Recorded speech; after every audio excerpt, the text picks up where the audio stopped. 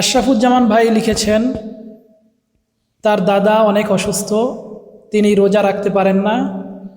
তো রমজানের রোজা তিনি রাখতে পারেননি, এই জন্য একটা ইতিমখানা থেকে সকল বাচ্চাদের দাওয়াত করেছেন এবং ফিদিয়া হিসেবে তাদের সবাইকে খাবার খাওয়াবেন।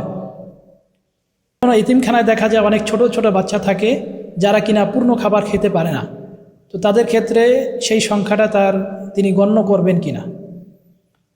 এখন যেহেতু এতিমখানার সন্তানরা, এতিমখানার বাচ্চারা সবাই পূর্ণ খাবার খেতে পারে না, আর ফিদিয়া যেহেতু একটা আল্লাহর বিধান, এটার হুকুম একজন পূর্ণ বয়স্ক মানুষকে, যে পূর্ণ খাবার খেতে পারে এরকম একজন লোককে আপনার খাবার খাওয়াতে হবে।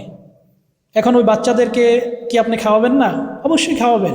তাদেরকে আপনি নফল সদকা হিসেবে খাওয়াবেন, এতে আল্লাহ রাব্বুল আলামিন আপনাকে উত্তম প্রতিদান দান করবেন।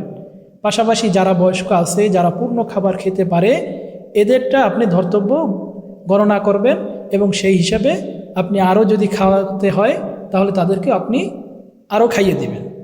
এইভাবে ফিদিয়া আদায় করতে হবে। তবে বাচ্চাদের খাওয়ানোর দ্বারা যদি পূর্ণ খাবার খেতে না পারে তাহলে সেক্ষেত্রে তাদের খাওয়ানোর দ্বারা আপনার ফিদিয়া আদায় হবে না।